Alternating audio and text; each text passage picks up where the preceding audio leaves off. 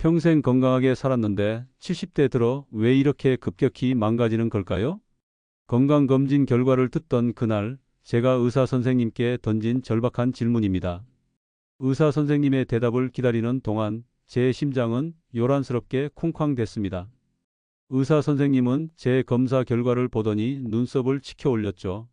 선생님, 솔직히 말씀드리겠습니다. 이건 단순한 노화가 아닙니다. 평생 지속해온 잘못된 습관들이 이제야 폭탄처럼 터진 겁니다. 특히 70대에 접어들면 젊었을 때의 나쁜 습관들이 한꺼번에 몰려와서 건강을 무너뜨리죠. 그 말을 듣는 순간 제 온몸에 식은땀이 났습니다. 내가 그동안 내 몸에 어떤 짐을 지웠던 걸까? 혹시 여러분도 이런 경험이 있으신가요? 나이가 들면서 갑자기 건강에 적신호가 켜지는 그 순간 문득 깨닫게 됩니다. 사실 대한민국 70대 어르신 5명 중 4명은 적어도 한 가지 이상의 만성질환을 앓고 있습니다. 그리고 그중 절반 이상은 의사가 경고했던 생활 습관을 바꾸지 않아 건강이 더 악화된다고 합니다.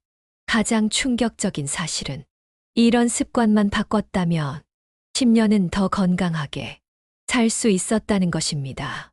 이제 의학적 근거와 전문가들의 조언을 바탕으로 70대가 절대 하면 안 되는 최악의 습관 4가지에 대해 알아보겠습니다. 더 자세한 내용을 알아보기 전에 이 채널을 처음 방문하셨다면 구독과 좋아요 버튼을 눌러주세요. 70대가 절대 하면 안 되는 최악의 습관 첫 번째는 불규칙한 수면과 과도한 수면제 의존입니다. 이것은 마치 여러분의 뇌에 천천히 독을 퍼뜨리는 것과 같습니다. 나이가 들면 수면 패턴이 변하는 것은 자연스러운 현상입니다. 하지만 많은 어르신들이 이를 문제라고 생각하고 수면제에 의존하게 됩니다. 불규칙한 수면 습관과 과도한 수면제 복용은 인지 기능 저하, 낙상 위험 증가, 그리고 더 심각한 건강 문제로 이어질 수 있습니다. 이것은 서울대학교 병원 노인의학과 김진우 교수의 말입니다. 김 교수는 특히 70대 이상 노인의 수면 문제를 20년 넘게 연구해온 전문가입니다. 제 경우도 그랬습니다. 65세 무렵부터 잠이 점점 줄어들기 시작했어요. 자정이 넘어도 정신이 말똥말똥한데 새벽 3시에서 4시면 어김없이 깨버립니다. 처음에는 나이가 들면 잠이 줄어드는 게 당연하지라고 생각했어요. 그런데 피로감이 쌓이니까 일상생활이 힘들어지더군요. 그래서 결국 병원에 갔고 의사는 수면제를 처방해 줬습니다. 처음에는 좋았어요. 깊은 잠을 오랜만에 자는 것 같았거든요. 하지만 점점 약의 용량이 늘어나기 시작했어요. 6개월 후에는 처음 용량의 2배를 먹어야 겨우 잠이 들 정도였죠. 더 심각한 문제는 그 후에 찾아왔습니다. 아침에 일어났을 때 어지럼증이 심해졌고 화장실에 가다가 넘어져 허리를 다치기도 했어요. 기억력도 눈에 띄게 나빠져서 평소에 자주 가던 마트에서 집으로 오는 길을 헷갈릴 정도였습니다. 김진우 교수는 이렇게 말합니다. 수면제는 일시적인 해결책일 뿐 근본적인 수면 문제를 해결해 주지 않습니다. 특히 70대 이상에서는 수면제가 뇌 기능에 미치는 영향이 더욱 심각합니다. 연구에 따르면 장기간 수면제를 복용한 노인은 그렇지 않은 노인에 비해 치매 발병 위험이 최대 50%까지 높아질 수 있습니다. 그렇다면 어떻게 해야 할까요? 김 교수는 다음과 같은 방법을 제안합니다. 첫째, 매일 같은 시간에 일어나고 자리에 드는 규칙적인 수면 습관을 들이세요. 잠이 오지 않더라도 같은 시간에 침대에 누워 있는 것이 중요합니다. 둘째, 낮잠은 30분 이내로 제한하고 오후 3시 이후에는 자지 마세요. 셋째, 취침 2시간 전부터는 스마트폰, TV 등 빛을 내는 전자기기 사용을 중단하세요. 블루라이트는 수면 호르몬인 멜라토닌 분비를 억제합니다. 넷째, 자기 전 가벼운 스트레칭이나 명상을 통해 몸과 마음을 이완시키세요. 다섯째, 카페인이 든 음료는 점심 이후에는 마시지 마세요. 커피, 녹차, 콜라 등에 든 카페인은 노인의 체내에서 더 오래 남아 있어 밤 수면을 방해합니다. 이런 방법들을 꾸준히 실천한 결과 저는 수면제 없이도 대여섯 시간 정도 숙면을 취할 수 있게 되었어요. 물론 젊었을 때처럼 7, 8시간을 내리자지는 못하지만 아침에 일어났을 때 상쾌함을 느낄 수 있게 되었답니다. 자, 이제 70대가 절대로 해서는 안 되는 최악의 습관. 두 번째로 넘어가 볼까요? 바로 운동 부족과 장시간 앉아있기입니다. 이것은 여러분의 근육과 뼈를 서서히 녹여버리는 독약과도 같습니다.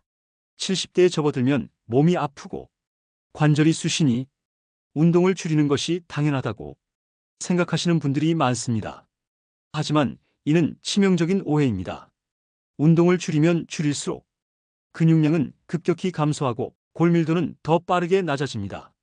70대 이후의 운동 부족은 10년 안에 일상생활을 누워서만 하게 할 수 있는 가장 위험한 습관 중 하나입니다. 국민체육진흥공단 스포츠의학센터 박지훈 박사의 말입니다. 한국의 70대 노인 10명 중 7명은 하루 8시간 이상을 앉아서 보낸다는 충격적인 통계가 있습니다. 저도 그랬어요. 퇴직 후에는 이제 쉬어도 되겠지라는 생각으로 TV 앞에 하루 종일 앉아 있곤 했죠. 가끔 마트에 장 보러 가는 것 외에는 거의 움직이지 않았어요. 그러다 3년 만에 제 몸에 어떤 변화가 생겼는지 아세요? 첫째, 허벅지와 종아리 근육이 눈에 띄게 줄었습니다. 계단을 오르는 것조차 숨이 차고 힘들어졌죠. 둘째, 골밀도 검사 결과가 충격적이었어요. 65세 때보다 무려 15%나 감소했다고 합니다. 의사는 심각한 골다공증 상태라며 경고했습니다. 셋째, 배 주변으로 지방이 쌓이면서 당뇨 전 단계 진단을 받았어요. 혈압도 올라가고 콜레스테롤 수치도 나빠졌죠. 가장 무서웠던 것은 넘어질 위험이 크게 증가했다는 점입니다. 실제로 지난해 화장실에서 넘어져 고관절을 다친 적이 있어요. 그때 의사 선생님이 이런 말씀을 하셨습니다. 70대 이상에서 넘어짐으로 인한 고관절 골절은 사망률을 30%까지 높입니다. 골절 후 1년 이내에 약 3분의 1이 사망하고 또 3분의 1은 요양원에서 생활하게 됩니다. 나머지도 완전한 회복이 어렵죠. 이 말을 듣고 저는 정말 두려웠습니다. 그리고 생각했죠. 이대로는 안 되겠다. 지금이라도 변해야 한다. 박지훈 박사는 70대 이상 노인들에게 다음과 같은 운동 습관을 권장합니다. 첫째, 매일 30분 이상 걷기를 하세요. 꼭 한 번에 할 필요는 없습니다. 10분씩 3번으로 나눠도 효과적입니다. 둘째, 일주일에 최소 23회 간단한 근력 운동을 하세요. 의자에서 일어났다 앉기를 10회씩 3세트, 벽에 기대어 팔굽혀펴기, 가벼운 아령 들기 등 집에서도 할 수 있는 운동이 많습니다. 셋째, 스트레칭을 통해 유연성을 유지하세요. 특히 허리, 어깨, 목 부위의 유연성은 일상생활에 매우 중요합니다. 넷째, 1시간 이상 앉아 있지 마세요. TV를 볼 때도 광고 시간마다 일어나 주방에 다녀오거나 화장실에 다녀오는 등 짧게라도 움직이세요. 다섯째, 균형 감각을 키우는 운동을 하세요. 예를 들어 벽 옆에서 한 발로 서기를 연습하거나 태극권 같은 정적인 운동도 좋습니다. 제가 이런 방법들을 실천한 지 6개월 만에 놀라운 변화가 있었어요. 체중이 3kg 감소했고 특히 배 둘레가 확연히 줄었습니다. 혈압과 혈당 수치도 정상 범위로 돌아왔죠. 무엇보다 계단을 오를 때 더 이상 숨이 차지 않게 되었어요. 가장 큰 변화는 제 마음가짐이었습니다.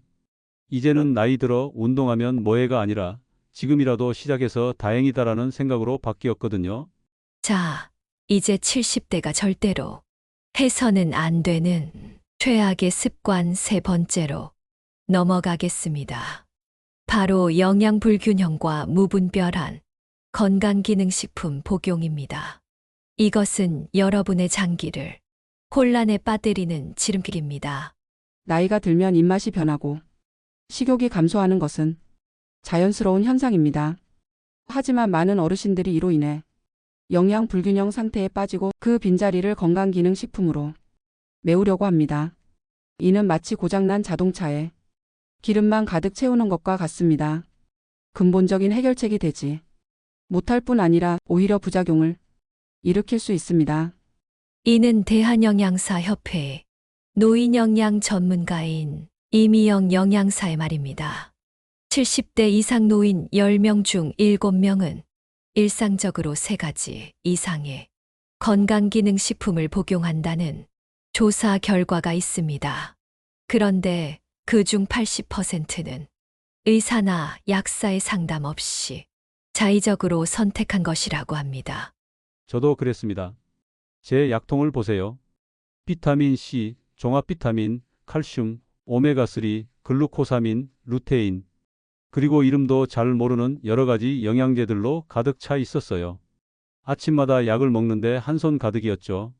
이렇게 된 이유가 뭘까요? 첫째, 식사가 단조로워졌어요. 혼자 살다 보니 음식을 다양하게 해먹기 귀찮았죠. 대부분 김치와 밥, 간단한 반찬 정도로 때우곤 했습니다. 둘째, TV나 유튜브에서 보는 건강정보 프로그램의 영향이 컸어요.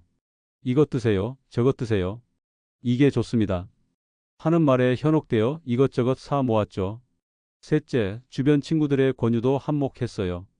내가 먹어보니 정말 좋더라 하는 말에 덩달아 구매하게 되었죠. 그런데 정작 저의 건강 상태는 어땠을까요? 영양제를 이렇게 많이 먹었는데도 빈혈 수치는 오히려 나빠졌고 피로감은 여전했습니다.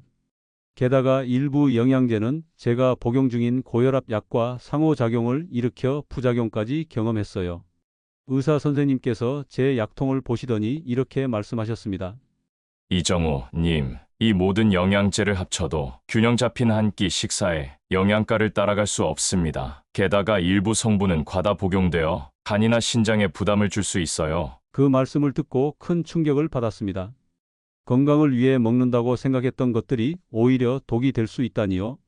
이미영 영양사는 70대 이상 노인들에게 다음과 같은 영양관리 방법을 권장합니다. 첫째, 단백질 섭취를 충분히 하세요. 노년기에는 단백질 요구량이 오히려 증가합니다. 살코기, 생선, 콩, 달걀 등 양질의 단백질을 매 끼니마다 섭취하세요.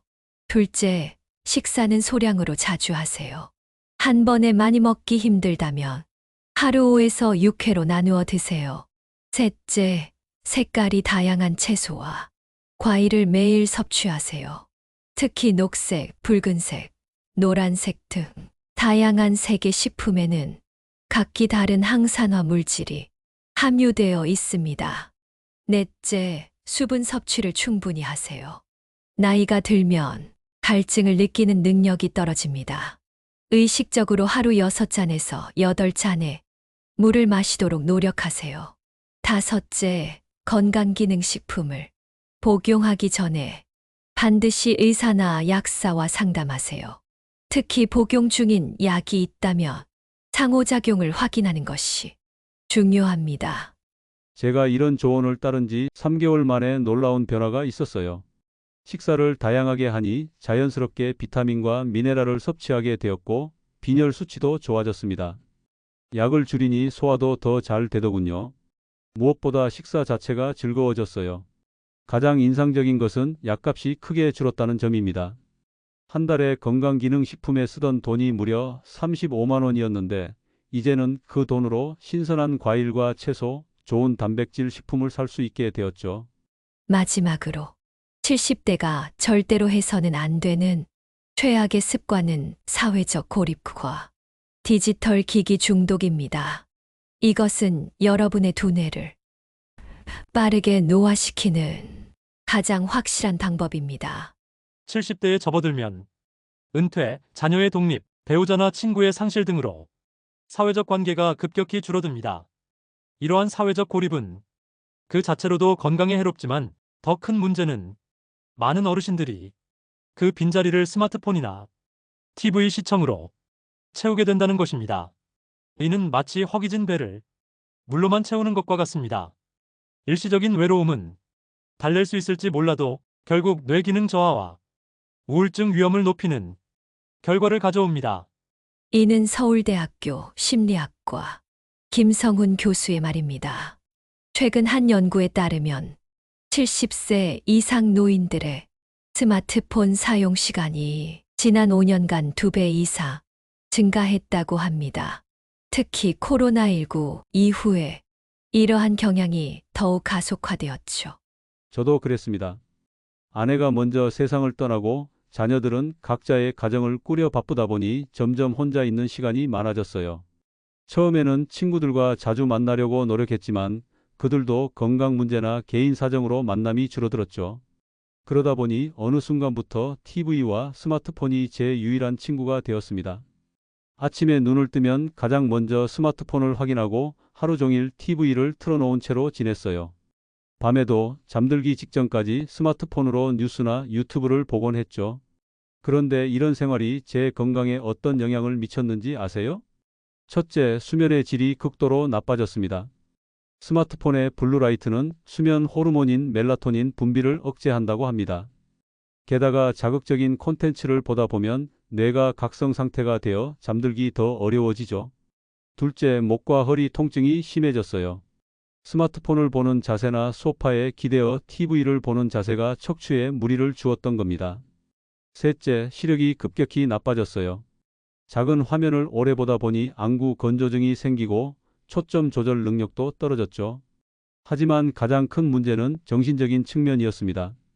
온종일 디지털 기기만 보다 보니 현실과의 연결고리가 점점 약해졌어요.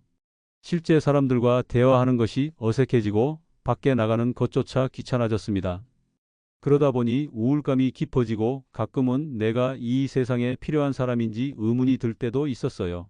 김성훈 교수는 70대 이상 노인들에게 다음과 같은 방법을 권장합니다.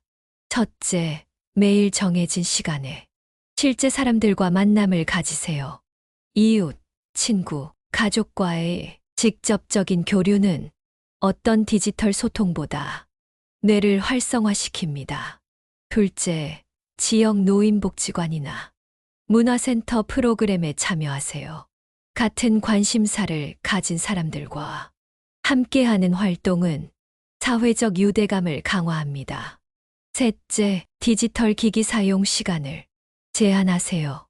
10시부터 12시 또는 오후 3시부터 5시처럼 하루 중 특정 시간대에만 사용하는 습관을 들이세요. 넷째, 취침 전 1시간은 모든 디지털 기기를 멀리하세요. 대신 책을 읽거나 편안한 음악을 듣는 것이 좋습니다. 다섯째, 재능 기부나 봉사활동에 참여하세요. 누군가에게 도움이 된다는 사실은 삶의 의미를 찾는데 큰 도움이 됩니다. 저는 조언을 따랐어요. 주 2회 복지관에서 하는 합창단에 가입했는데 그곳에서 만난 분들과 진짜 친구가 되었어요.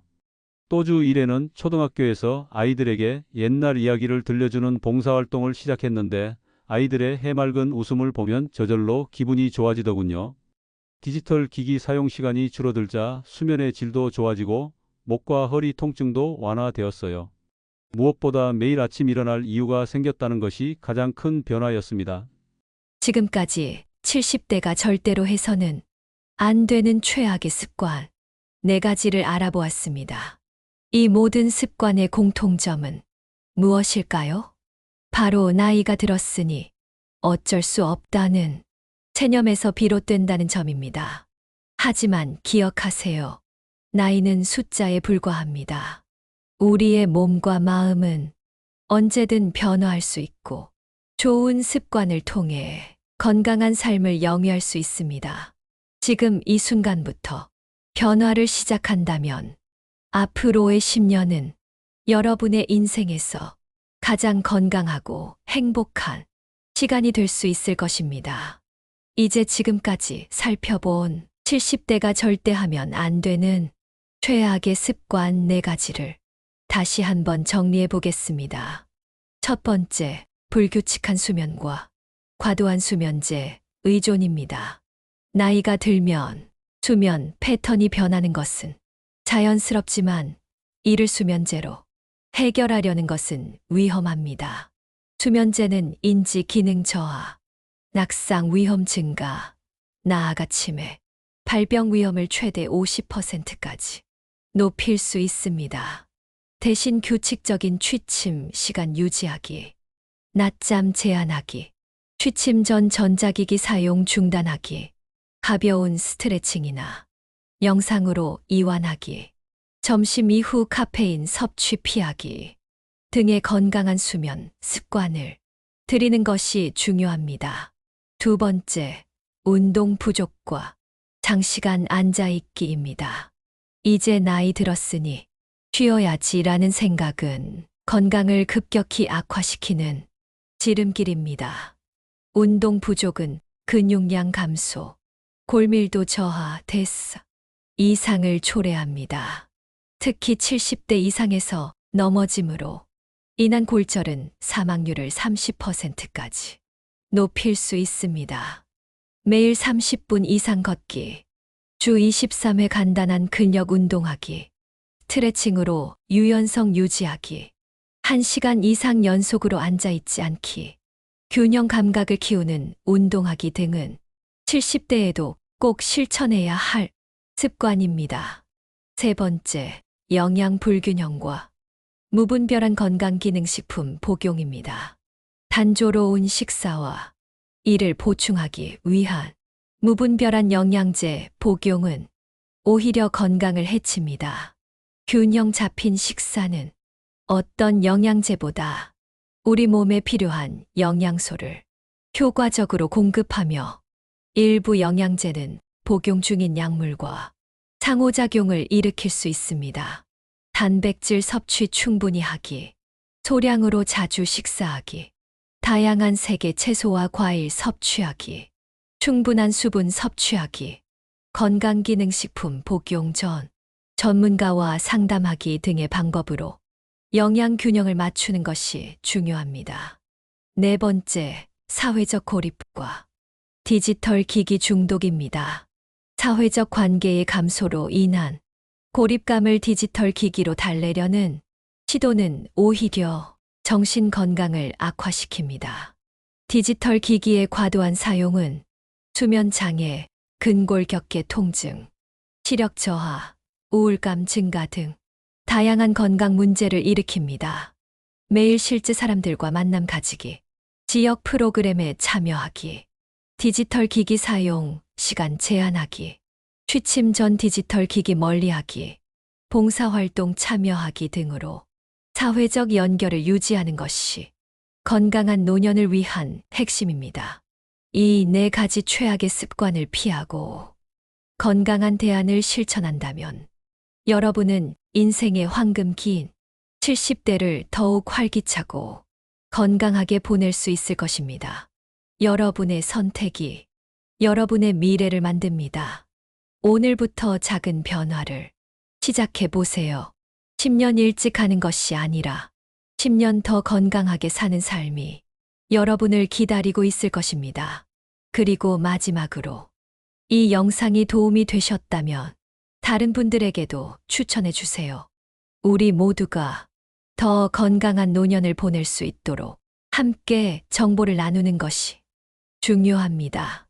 다음 시간에는 또 다른 유익한 정보로 찾아뵙겠습니다. 건강하세요.